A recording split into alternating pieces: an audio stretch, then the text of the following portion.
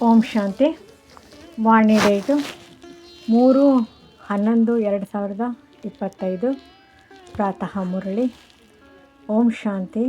ಬಾಪ್ ದಾದಾ ಮಧುಬನ. ಮಧುರ ಮಕ್ಕಳೇ, ತಂದೆಯು ನಿರ್ವಿಕಾರಿ ಪ್ರಪಂಚವನ್ನಾಗಿ ಮಾಡಲು ನಿಮ್ಮ ಚಲನೆಯನ್ನು ಸುಧಾರಣೆ ಮಾಡಲು ಬಂದಿದ್ದಾರೆ. ನೀವು ಸಹೋದರ ಸಹೋದರಿಯರಾಗಿದ್ದೀರಿ. ಆದ್ದರಿಂದ ನಿಮ್ಮ ದೃಷ್ಟಿಯು ಬಹಳ ಶುದ್ಧವಾಗಿರಬೇಕು. ಪ್ರಶ್ನೆ: ನೀವು ಮಕ್ಕಳು ನಿಶ್ಚಿಂತ ಚಕ್ರವರ್ತಿಗಳಾಗಿದ್ದೀರಿ. ಆದರೂ ಸಹ ನಿಮಗೆ ಒಂದು ಮೂಲ ಚಿಂತೆ ಇರಬೇಕು. ಅದು ಯಾವುದು? ಉತ್ತರ: ನಾವು ಪತಿತರಿಂದ ಹೇಗೆ ಪಾವನರಾಗುವುದು. ಇದು ಮೂಲ ಚಿಂತೆಯಾಗಿದೆ. ತಂದೆಯ ಮಕ್ಕಳಾಗಿಯೂ ಮತ್ತೆ ತಂದೆಯ ಮುಂದೆ ಶಿಕ್ಷೆಯನ್ನು ಅನುಭವಿಸುವಂತಾಗಬಾರದು. ಆದ್ದರಿಂದ ಶಿಕ್ಷೆಗಳಿಂದ ಮುಕ್ತರಾಗುವ ಚಿಂತೆ ಇರಲಿ. ಇಲ್ಲವಾದರೆ ಆ ಸಮಯದಲ್ಲಿ ಬಹಳ ನಾಚಿಕೆಯಾಗುವುದು. ಬಾಕಿ ನೀವು ನಿಶ್ಚಿಂತ ಚಕ್ರವರ್ತಿಗಳಾಗಿದ್ದೀರಿ. ಎಲ್ಲರಿಗೆ ತಂದೆಯ ಪರಿಚಯ ಕೊಡಬೇಕಾಗಿದೆ. ಯಾರು ತಿಳಿದುಕೊಳ್ಳುವರೋ ಅವರು ಬೇಹದ್ದಿನ ಮಾಲೀಕನಾಗುವರು. ತಿಳಿದುಕೊಳ್ಳಲಿಲ್ಲವೆಂದರೆ ಅದು ಅವರ ಅದೃಷ್ಟ. ನಿಮಗೆ ಚಿಂತೆ ಇಲ್ಲ. ಓಂ ಶಾಂತಿ. ಆತ್ಮಿಕ ತಂದೆಯ ಹೆಸರು ಶಿವ ಎಂದಾಗಿದೆ. ಅವರೇ ಕುಳಿತು ತಮ್ಮ ಮಕ್ಕಳಿಗೆ ತಿಳಿಸುತ್ತಾರೆ. ಎಲ್ಲರಿಗೂ ಆತ್ಮಿಕ ತಂದೆಯು ಒಬ್ಬರೇ ಆಗಿದ್ದಾರೆ. ಮೊಟ್ಟ ಮೊದಲಿಗೆ ಈ ಮಾತನ್ನು ತಿಳಿಸಬೇಕು. ನಂತರ ಮುಂದಿನದನ್ನು ತಿಳಿದುಕೊಳ್ಳಲು ಸಹಜವಾಗುವುದು. ಒಂದು ವೇಳೆ ತಂದೆಯ ಪರಿಚಯವೇ ಸಿಗಲಿಲ್ಲವೆಂದರೆ ಪ್ರಶ್ನೆ ಮಾಡುತ್ತಿರುತ್ತಾರೆ. ಮೊಟ್ಟ ಮೊದಲಿಗೆ ಈ ನಿಶ್ಚಯ ಮಾಡಿಸಬೇಕಾಗಿದೆ. ಗೀತೆಯ ಭಗವಂತ ಯಾರೆಂಬುದು ಪ್ರಪಂಚದವರಿಗೆ ತಿಳಿದಿಲ್ಲ. ಅವರು ಕೃಷ್ಣನೆಂದು ಹೇಳಿಬಿಡುತ್ತಾರೆ. ಪರಮಪಿತ ಪರಮಾತ್ಮ ಶಿವನು ಗೀತೆಯ ಭಗವಂತನೆಂದು ನಾವು ಹೇಳುತ್ತೇವೆ. ಅವರೇ ಜ್ಞಾನ ಸಾಗರನಾಗಿದ್ದಾರೆ. ಮುಖ್ಯವಾದುದು ಸರ್ವಶಾಸ್ತ್ರಮಯಿ ಶಿರೋಮಣಿ ಗೀತೆಯಾಗಿದೆ. ಹೇ ಪ್ರಭು, ನಿನ್ನ ಗತಿಮತವು ಭಿನ್ನವಾಗಿದೆ ಎಂದು ಭಗವಂತನಿಗಾಗಿ ಹೇಳುತ್ತಾರೆ. ಕೃಷ್ಣನಿಗೆ ಹೇಳುವುದಿಲ್ಲ. ತಂದೆಯು ಸತ್ಯವಾಗಿದ್ದಾರೆ. ಅವರು ಅವಶ್ಯವಾಗಿ ಸತ್ಯವನ್ನು ತಿಳಿಸುತ್ತಾರೆ.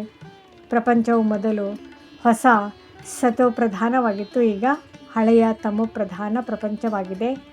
ಪ್ರಪಂಚವನ್ನು ಪರಿವರ್ತಿಸುವವರು ತಂದೆಯೊಬ್ಬರೇ ಆಗಿದ್ದಾರೆ. ತಂದೆಯು ಹೇಗೆ ಪರಿವರ್ತನೆ ಮಾಡುತ್ತಾರೆ ಎಂಬುದನ್ನು ತಿಳಿಸಬೇಕು. ಯಾವಾಗ ಆತ್ಮವು ಸತೋಪ್ರಧಾನವಾಗುವುದೋ ಆಗ ಸತೋಪ್ರಧಾನ ಪ್ರಪಂಚವೇ ಸ್ಥಾಪನೆಯಾಗುವುದು. ಮೊಟ್ಟ ಮೊದಲು ನೀವು ಮಕ್ಕಳು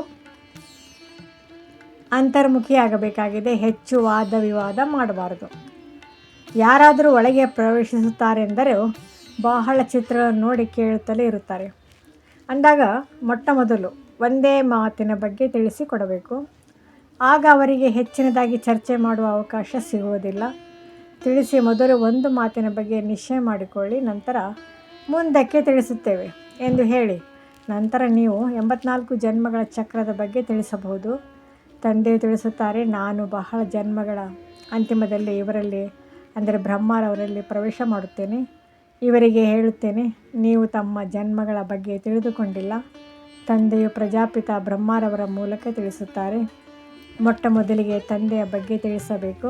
ತಂದೆಯನ್ನು ಅರ್ಥ ಮಾಡಿಕೊಳ್ಳುವುದರಿಂದ ಯಾವುದೇ ಸಂಶಯವಿರುವುದಿಲ್ಲ. ಅಂದಾಗ ತಿಳಿಸಿ, ತಂದೆಯು ಸತ್ಯವಾಗಿದ್ದಾರೆ. ಅವರು ಅಸತ್ಯವನ್ನು ತಿಳಿಸುವುದಿಲ್ಲ. ಬೇಹದ್ದಿನ ತಂದೆಯೇ ರಾಜಯೋಗವನ್ನು ಕಲಿಸುತ್ತಾರೆ. ಶಿವರಾತ್ರಿ ಎಂದು ಗಾಯನವಿದೆ. ಅಂದ ಮೇಲೆ ಅವಶ್ಯವಾಗಿ ಶಿವನು ಇಲ್ಲಿ ಬಂದಿರಬೇಕಲ್ಲವೇ? ಹೇಗೆ ಇಲ್ಲಿ ಕೃಷ್ಣ ಜಯಂತಿಯನ್ನು ಆಚರಿಸುತ್ತಾರೆ. ನಾನು ಬ್ರಹ್ಮರವರ ಮೂಲಕ ಸ್ಥಾಪನೆ ಮಾಡುತ್ತೇನೆಂದು ತಂದೆಯು ತಿಳಿಸುತ್ತಾರೆ. ಎಲ್ಲರೂ ಆ ಒಬ್ಬ ನಿರಾಕಾರ ತಂದೆಯ ಮಕ್ಕಳಾಗಿದ್ದಾರೆ. ನೀವೀಗ ಅಂತಹ ತಂದೆಯ ಸಂತಾನರಾಗಿದ್ದೀರಿ ಮತ್ತು ಪ್ರಜಾಪಿತ ಬ್ರಹ್ಮನ ಸಂತಾನರೂ ಆಗಿದ್ದೀರಿ. ಪ್ರಜಾಪಿತ ಬ್ರಹ್ಮರವರ ಮೂಲಕ ಸ್ಥಾಪನೆ ಮಾಡುತ್ತಾರೆ. ಅಂದ ಮೇಲೆ ಅವಶ್ಯವಾಗಿ ನೀವು ಬ್ರಾಹ್ಮಣಿಯರಾಗಿದ್ದೀರಿ. ಸಹೋದರ ಸಹೋದರಿಯರಾದಿರಿ. ಅಂದ ಮೇಲೆ ಸಹೋದರತ್ವದಲ್ಲಿ ಪವಿತ್ರತೆ ಇರುತ್ತದೆ. ಗೃಹಸ್ಥ ವ್ಯವಹಾರದಲ್ಲಿ ಇರುತ್ತಾ ಪವಿತ್ರರಾಗಿರುವ ವಿಧಿಯೂ ಇದಾಗಿದೆ. ಸಹೋದರ ಸಹೋದರಿಯರೆಂದ ಮೇಲೆ ಎಂದೂ ಕುದೃಷ್ಟಿಯಾಗಬಾರದು. 21 ಜನ್ಮಗಳಿಗಾಗಿ ಈಗ ದೃಷ್ಟಿಯು ಸುಧಾರಣೆಯಾಗುತ್ತದೆ. ತಂದೆ ಮಕ್ಕಳಿಗೆ ಶಿಕ್ಷಣ ಕೊಡುವರಲ್ಲವೇ? ನಡವಳಿಕೆಯನ್ನು ಸುಧಾರಣೆ ಮಾಡುತ್ತಾರೆ. ಈಗ ಇಡೀ ಪ್ರಪಂಚದ ನಡವಳಿಕೆಯನ್ನು ತಂದೆಯು ಸುಧಾರಣೆ ಮಾಡಬೇಕಾಗಿದೆ. ಈ ಪತಿತ ಹಳೆಯ ಪ್ರಪಂಚದಲ್ಲಿ ಯಾರಲ್ಲಿಯೂ ಶ್ರೇಷ್ಠ ನಡವಳಿಕೆ ಇಲ್ಲ. ಎಲ್ಲರಲ್ಲಿ ವಿಕಾರಗಳೇ ಇವೆ. ಇದು ಪತಿತ ವಿಕಾರಿ ಪ್ರಪಂಚವಾಗಿದೆ. ಮತ್ತು ಹೇಗೆ ನಿರ್ವಿಕಾರಿ ಪ್ರಪಂಚವಾಗುವುದು. ನಿರ್ವಿಕಾರಿಯನ್ನಾಗಿ ತಂದೆಯ ವಿನಃ ಯಾರೂ ಮಾಡಲು ಸಾಧ್ಯವಿಲ್ಲ. ಈಗ ತಂದೆಯು ಪವಿತ್ರರನ್ನಾಗಿ ಮಾಡುತ್ತಿದ್ದಾರೆ. ಇವೆಲ್ಲವೂ ಗುಪ್ತ ಮಾತುಗಳಾಗಿವೆ. ನಾವು ಆತ್ಮಗಳಾಗಿದ್ದೇವೆ. ಆತ್ಮವು ಪರಮಾತ್ಮ ತಂದೆಯೊಂದಿಗೆ ಮಿಲನ ಮಾಡಬೇಕಾಗಿದೆ. ಭಗವಂತನೊಂದಿಗೆ ಮಿಲನ ಮಾಡುವುದಕ್ಕಾಗಿಯೇ ಎಲ್ಲರೂ ಪುರುಷಾರ್ಥ ಮಾಡುತ್ತಾರೆ. ಭಗವಂತನು ಒಬ್ಬರೇ ನಿರಾಕಾರನಾಗಿದ್ದಾರೆ. ಮುಕ್ತಿದಾತ, ಮಾರ್ಗದರ್ಶಕರೆಂದು ಪರಮಾತ್ಮನಿಗೆ ಹೇಳಲಾಗುತ್ತದೆ. ಅನ್ಯ ಧರ್ಮದವರು ಯಾರಿಗೂ ಮುಕ್ತಿದಾತ, ಮಾರ್ಗದರ್ಶಕರೆಂದು ಹೇಳುವುದಿಲ್ಲ.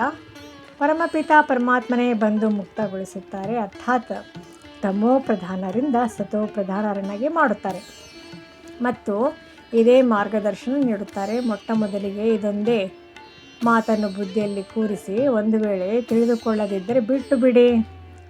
ತಂದೆಯನ್ನೇ ಅರಿತಿಲ್ಲವೆಂದರೆ ಇನ್ನು ಆಸ್ತಿಯ ಬಗ್ಗೆ ತಿಳಿಸುವುದರಿಂದೇನು ಲಾಭ? ಆದ್ದರಿಂದ ಭಲೆ ಹೊರಟು ಹೋಗಲಿ. ನೀವು ಇದರಲ್ಲಿ ಗಾಬರಿ ಆಗಬೇಡಿ. ನೀವು ನಿಶ್ಚಿಂತ ಚಕ್ರವರ್ತಿಗಳಾಗಿದ್ದೀರಿ. ಅಸುರರ ವಿಘ್ನಗಳು ಬಂದೇ ಬರುತ್ತವೆ.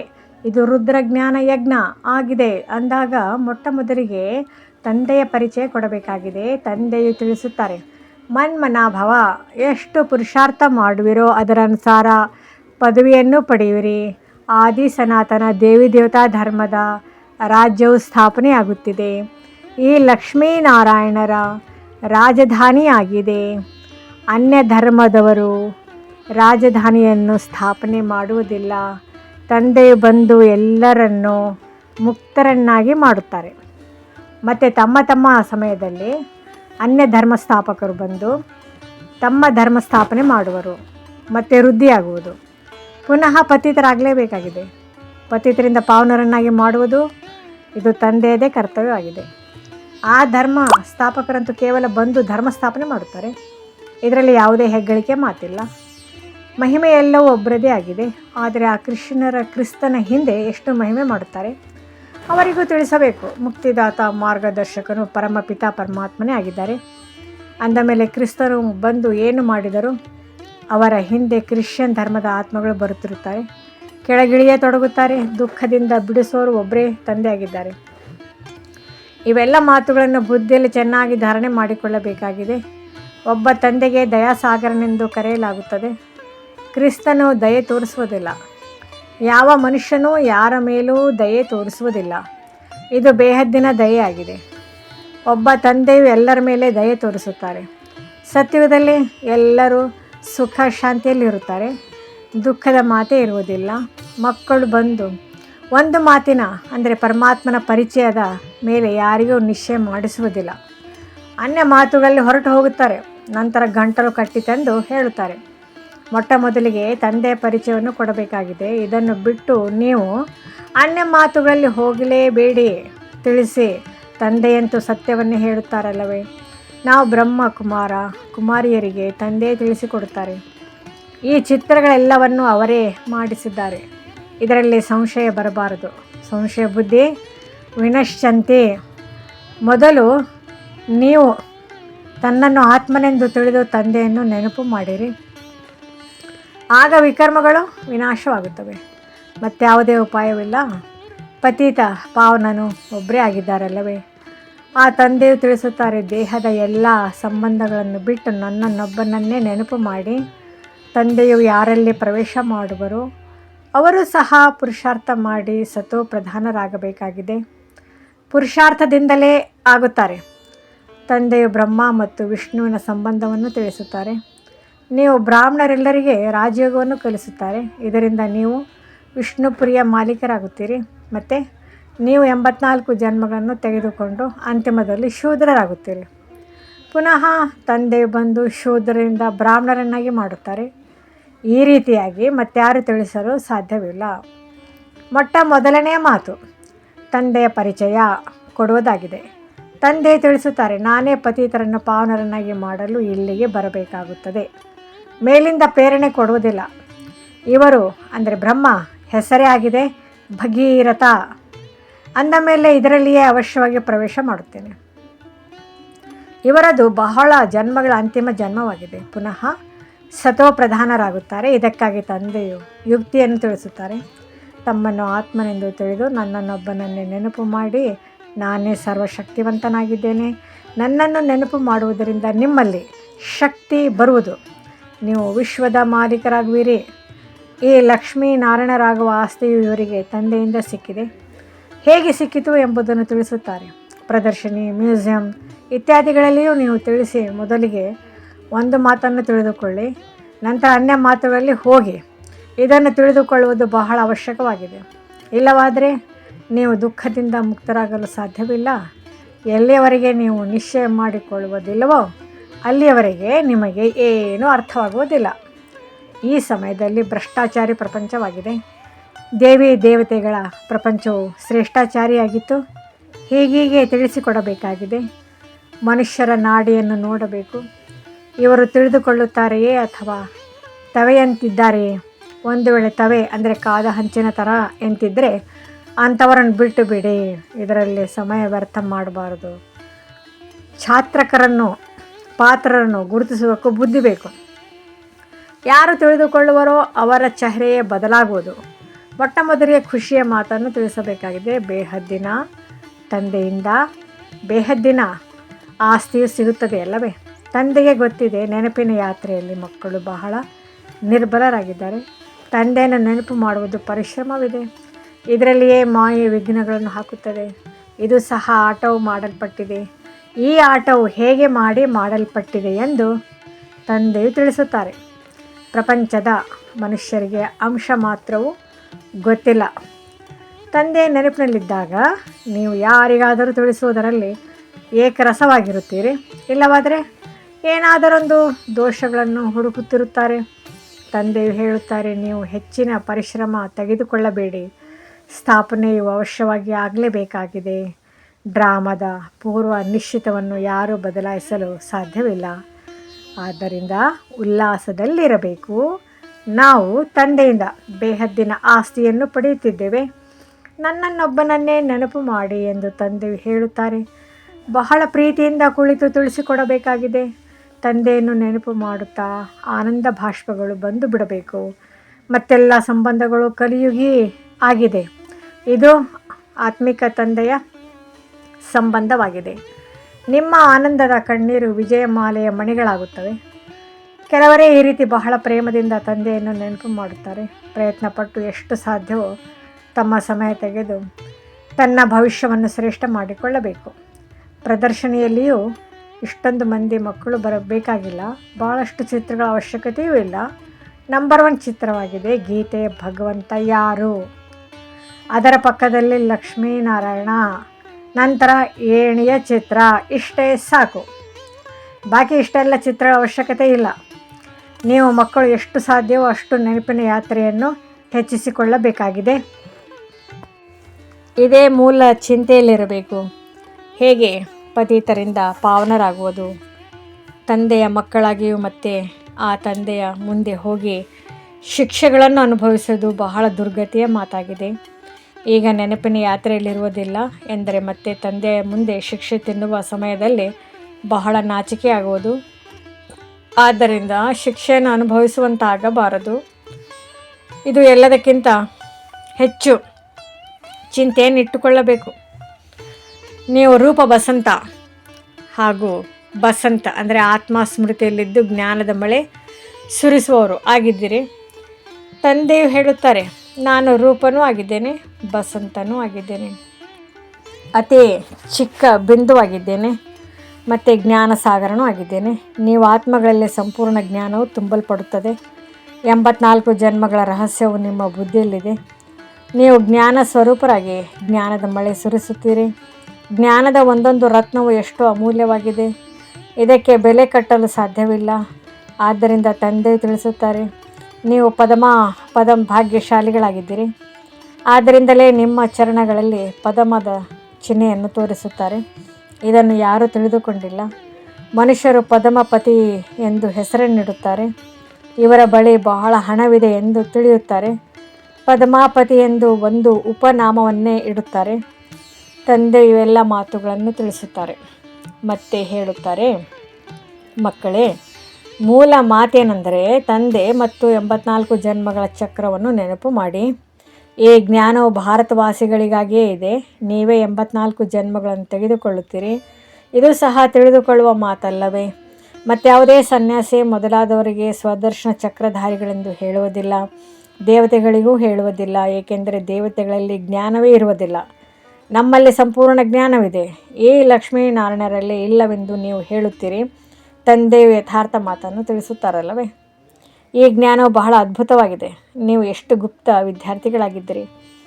ನಾವು ಪಾಠಶಾಲೆಗೆ ಹೋಗುತ್ತೇವೆ, ನಮಗೆ ಭಗವಂತನೇ ಓದಿಸುತ್ತಾರೆಂದು ನೀವು ಹೇಳುತ್ತೀರಿ. ಅಂದಮೇಲೆ ನಿಮ್ಮ ಗುರಿ ಧ್ಯೇಯವೇನು? ನಾವು ಈ ಲಕ್ಷ್ಮೀನಾರಾಯಣರಾಗುತ್ತೇವೆಂದು ಹೇಳುತ್ತೀರಿ. ಮನುಷ್ಯರು ಇದನ್ನು ಕೇಳಿ ಬಹಳ ಆಶ್ಚರ್ಯಚಕಿತರಾಗುತ್ತಾರೆ. ನಾವು ನಮ್ಮ ಮುಖ್ಯ ಕೇಂದ್ರಕ್ಕೆ ಹೋಗುತ್ತೇವೆ ಎಂದು ಹೇಳಿದಾಗ ಏನು ಓದುತ್ತೀರಿ ಎಂದು ಕೇಳುತ್ತಾರೆ. ಮನುಷ್ಯರಿಂದ ದೇವತೆ, ಭಿಕಾರಿಗಳಿಂದ ರಾಜಕುಮಾರರಾಗುವ ವಿದ್ಯೆಯನ್ನು ಓದುತ್ತಿದ್ದೇವೆ. ನಿಮ್ಮ ಚಿತ್ರಗಳು ಬಹಳ ಚೆನ್ನಾಗಿವೆ. ದಾನವನ್ನು ಯಾವಾಗಲೂ ಪಾತ್ರರಿಗೆ ಮಾಡಲಾಗುತ್ತದೆ. ನಿಮಗೆ ಪಾತ್ರರು, ಅರ್ಹರು ಎಲ್ಲಿ ಸಿಗುತ್ತಾರೆ? ಶಿವ, ಲಕ್ಷ್ಮೀನಾರಾಯಣ, ರಾಮ, ಸೀತೆಯ ಮಂದಿರಗಳಲ್ಲಿ ಸಿಗುತ್ತಾರೆ. ಅಲ್ಲಿ ಹೋಗಿ ನೀವು ಅವರಿಗೆ ತಿಳಿಸಿಕೊಡಿ. ತಮ್ಮ ಸಮಯವನ್ನು ವ್ಯರ್ಥ ಮಾಡಬೇಡಿ.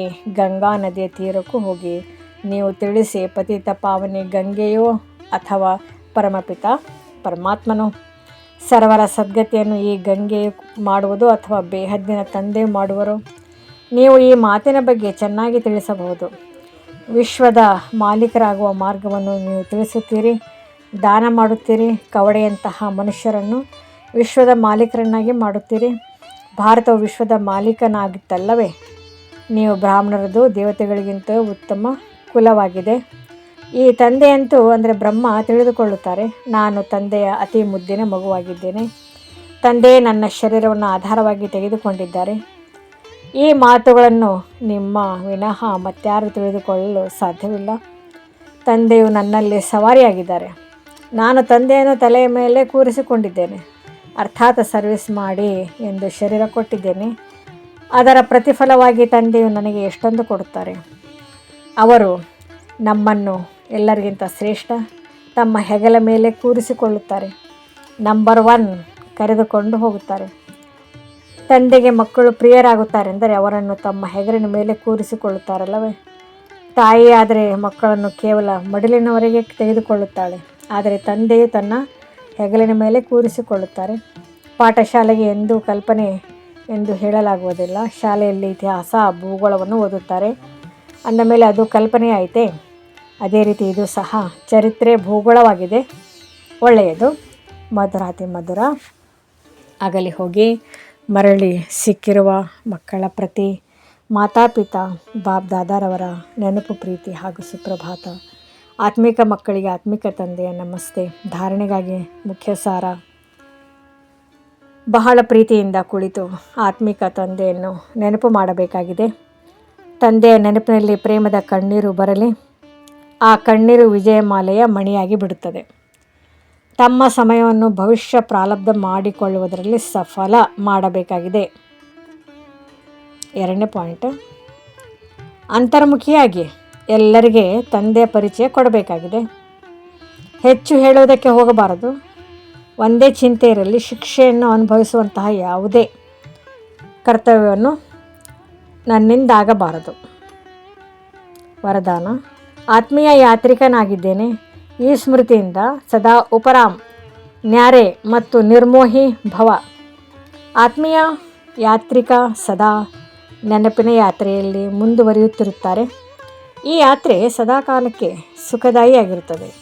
ಯಾರು ಆತ್ಮೀಯ ಯಾತ್ರೆಯಲ್ಲಿ ತತ್ಪರರಾಗಿರುತ್ತಾರೆ ಅವರು ಬೇರೆ ಯಾವುದೇ ಯಾತ್ರೆಯನ್ನು ಮಾಡುವ ಅವಶ್ಯಕತೆ ಇಲ್ಲ. ಈ ಯಾತ್ರೆಯಲ್ಲಿ ಎಲ್ಲ ಯಾತ್ರೆಗಳು ಸಮಾವೇಶವಾಗಿದೆ. ಮನಸ್ಸಿನಿಂದಾಗಲಿ ತನುವಿನಿಂದಾಗಲಿ ಅಲೆದಾಡುವುದು ಸಮಾಪ್ತಿಯಾಗಿ ಬಿಡುವುದು. ಅಂದಾಗ ಸದಾ ಇದೇ ಸ್ಮೃತಿಯಿರಲಿ, ನಾನು ಆತ್ಮೀಯ ಯಾತ್ರಿಕನಾಗಿರುವೆ. ಯಾತ್ರಿಕನಿಗೆ ಯಾವುದರಲ್ಲಿಯೂ ಮೋಹವಿರಲು ಸಾಧ್ಯವಿಲ್ಲ. ಅವರು ಸಹಜ ಯೋಗಿ, ಉಪರಾಮ್, ನ್ಯಾರೆ ಮತ್ತು ಅಥವಾ ನಿರ್ಮೋಹಿಯಾಗುವ ವರದಾನ ದೊರಕಿ ಬಿಡುವುದು. ಸ್ಲೋಗನ್: ಸದಾ ವಾಹ ಬಾಬಾ, ವಾಹ ನನ್ನ ಅದೃಷ್ಟ ಮತ್ತು ವಾಹ ನನ್ನ ಮಧುರ ಪರಿವಾರ. ಇದೇ ಗೀತೆ ಮೊಳಗುತ್ತಿರಲಿ. ಅವ್ಯಕ್ತ ಸೂಚನೆ: ಅಶರೀರಿ ಅಥವಾ ವಿದೇಹಿ ಸ್ಥಿತಿಯ ಅಭ್ಯಾಸ ಹೆಚ್ಚಿಸಿ. ಹೇಗೆ ತಂದೆಯನ್ನು ಸರ್ವ ಸ್ವರೂಪಗಳಿಂದ ಅಥವಾ ಸರ್ವ ಸಂಬಂಧಗಳಿಂದ ತಿಳಿದುಕೊಳ್ಳುವುದು ಅವಶ್ಯಕವಾಗಿದೆ, ಹಾಗೆಯೇ ತಂದೆಯ ಮೂಲಕ ಸ್ವಯಂವನ್ನು ತಿಳಿದುಕೊಳ್ಳುವುದು ಅವಶ್ಯಕವಾಗಿದೆ. ತಿಳಿದುಕೊಳ್ಳುವುದು ಅರ್ಥಾತ್ ಒಪ್ಪಿಕೊಳ್ಳುವುದು. ನಾನು ಯಾರಾಗಿದ್ದೇನೆ, ಏನಾಗಿದ್ದೇನೆ ಇದನ್ನು ಒಪ್ಪಿಕೊಂಡು ನಡೆಯುವುದರಿಂದ ದೇಹದಲ್ಲಿ ವಿದೇಹಿ, ವ್ಯಕ್ತದಲ್ಲಿರುತ್ತಾ ಅವ್ಯಕ್ತ, ನಡೆಯುತ್ತಾ ತಿರುಗಾಡುತ್ತಾ ಫರಿಷ್ಠ ಅಥವಾ ಕರ್ಮ ಮಾಡುತ್ತಾ ಕರ್ಮಾತೀತ ಸ್ಥಿತಿಯಾಗಿ ಬಿಡುವುದು.